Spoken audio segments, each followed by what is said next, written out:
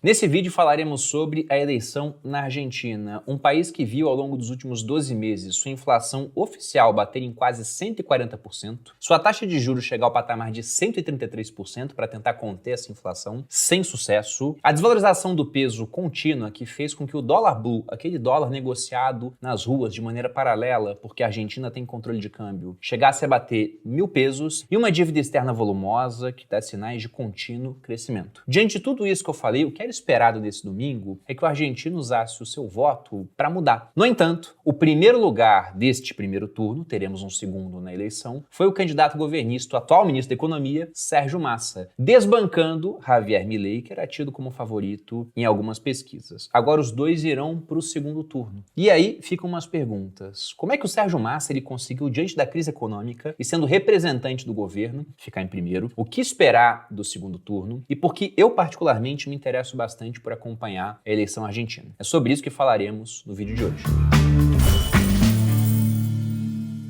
E aí, pessoal do Você Mais Rico, quem fala aqui é Bruno Perini, criador do canal. E antes de entrar no assunto do vídeo, quero lembrá-los que no dia 21 de novembro eu abrirei inscrições para a 23ª turma do Viver de Renda, meu curso de educação financeira, onde eu tenho por objetivo pegar até mesmo o mais completo leigo e transformar esse indivíduo num investidor de verdade, capaz de montar uma carteira diversificada entre ativos, moedas e países para proteger e aumentar o seu patrimônio ao longo do tempo, até que um dia ele possa efetivamente viver desse patrimônio. Tudo isso ao longo de 8 semanas, com uma equipe de suporte que responde 100% das dúvidas do aluno. Para quem quiser mais informações, há um link aqui na descrição. Lembrando que essa é a última turma do ano, que essa turma tem um benefício, porque ela vai ser lançada muito próxima da Black Friday. E eu não diminuo o preço, mas eu vou dar um bônus a mais dessa vez, que é um ano de assinatura da nossa plataforma de finanças, Finclass. Então, para quem quiser aproveitar o benefício, link na descrição do vídeo para que você possa entrar na lista de espera. E nos vemos no dia 21 do 11. Agora falando sobre as eleições argentinas. O que vimos no último domingo foi o candidato peronista do governo, o atual ministro da Economia, Sérgio Massa, do partido União por la Pátria, desbancar o polêmico libertário Javier Milei, da coalizão La Libertad Avança. Como vocês podem ver nesse print, após 98% das urnas apuradas, eu não trago aqui os 100% porque lá tem um processo de recontagem também, não consegui achar informação oficial, mas o que nós tínhamos mais ou menos era 36,65% dos votos para o Sérgio Massa, dos votos válidos, e 30,1% para o Javier Milei. Em terceiro lugar, nós tivemos a Patrícia Bullrich, uma candidata de centro-direita, obtendo 23,83% dos votos. Na Argentina, não temos o mesmo sistema aqui no Brasil. Para ganhar no primeiro turno, não tem que ter 50% mais um, é outra regra. Mas tinha gente otimista, achando que o Milei poderia levar, inclusive no primeiro turno, por desconfiar das pesquisas. Até o próprio Milei, ele falou alguma coisa também de que não confia no sistema eleitoral argentino. Então ainda vai dar muito pano para manga esse tipo de coisa por lá também, né? Assim como nós tivemos no Brasil. E embora o resultado tenha surpreendido, se a gente pega desde o PASO, inclusive eu fiz vídeo no canal sobre aquelas primárias abertas simultâneas obrigatórias que acontecem na Argentina. Não é um primeiro turno, o primeiro turno foi agora, mas é uma votação que dá uma direção do que deveremos esperar na eleição, os partidos usam para escolher seus candidatos, e naquela época o Milei se sagrou como grande vencedor, com uma votação expressiva de 30,1% dos votos, enquanto o Sérgio Massa ele teve 21,4%. E desde então, isso aconteceu em 13 de agosto, a crise argentina ela não esmoreceu, pelo contrário. Nós tivemos, por exemplo, em setembro, o Banco Central argentino subindo sua taxa de juros de uma vez só em 15 pontos percentuais para tentar valorizar o peso e sem conseguir, porque a cotação dólar-peso bateu no câmbio paralelo, o dólar blue, 1.000 pesos pela primeira vez, foi um recorde. E mesmo diante disso, o que nós vimos em pesquisas próximas da eleição era o Sérgio Massa na frente ou em algumas outras um empate técnico, como nessa que eu coloco na tela, realizada pelo CB Consultoria. O Milei aparecia com 29,9% e o Sérgio Massa com 29,1%, empatados tecnicamente. E aí você pensa, caramba, como é que o Sérgio Massa fez para crescer tanto desde agosto até agora nas eleições? E logicamente nós temos que pensar em dois fatores. Primeiro, o que ele fez para angariar mais votos e como o Milei pode ter perdido votos também. Falando primeiro da figura do Milei, ele é um cara muito polêmico, com um perfil, que eu não vou falar que é o mesmo, é bem diferente, mas você pode imaginar algo como o Bolsonaro no sentido de ou você vai ganhar simpatia ou vai gerar uma forte rejeição. Então, assim como na nossa eleição nós tivemos temos muita gente que votou no Lula não por gostar do Lula, mas por pura antipatia com o Bolsonaro, lá fora na Argentina a mesma coisa deve ter acontecido por conta das posições polêmicas e muitas vezes fora de consenso, sobretudo num país que é dominado por governos mais à esquerda já há bastante tempo, expressas pelo Milei. Ele é conhecido pela sua ideia de tentar enxugar o Estado. Só que se muita gente depende do governo, quem vai votar pela redução do seu tamanho? É menos gente. E o Milei é muito vocal em redução de ministérios, em redução de benefícios. Ele tem propostas de acabar com o ensino público. Isso assusta muita gente. E aí, do outro lado, você tem o Sérgio Massa, que representa a continuidade do que vem sendo feito, que não é bom, né, na visão de muita gente e também pelos dados que a gente viu aqui, mas o desconhecido causa certo medo. E aí nós entramos no que o Massa fez também para aumentar a sua popularidade. Porque se você pensa, poxa, ele tá vindo de um governo em crise econômica, uma crise que está piorando, tudo bem que nessa desvalorização do peso você tem um efeito também da incerteza da eleição, já que o Javier Milei tem uma proposta de dolarizar a economia argentina, e nisso o peso iria se desvalorizar porque muita gente pensaria, daqui a pouco esse peso não vale mais nada, a gente vai fazer as trocas com o dólar, então isso contribuiu também para esse movimento. E até os governistas falam disso, né, que não foi uma questão só do governo. Mas falariam de todo jeito, eles sempre querem jogar a culpa em outras pessoas. Mas se você pega o que realmente deu mais popularidade ao Sérgio Massa, foi o bom e velho populismo antes de uma eleição. O que costuma acontecer, né? No jogo democrático, aqueles que estão no poder, por mais que existam limitações legais a isso, costumam dar o seu jeito de gerar benesses no final ali do governo, no último ano, nos últimos meses, para tentar aumentar sua popularidade e conseguir mais votos. Até por isso que eu acho tão importante, por exemplo, a figura de um Banco Central independente, porque aqui no Brasil o governo cortou imposto de combustível, mas imagina se na época da eleição o Bolsonaro ele tivesse lá canetado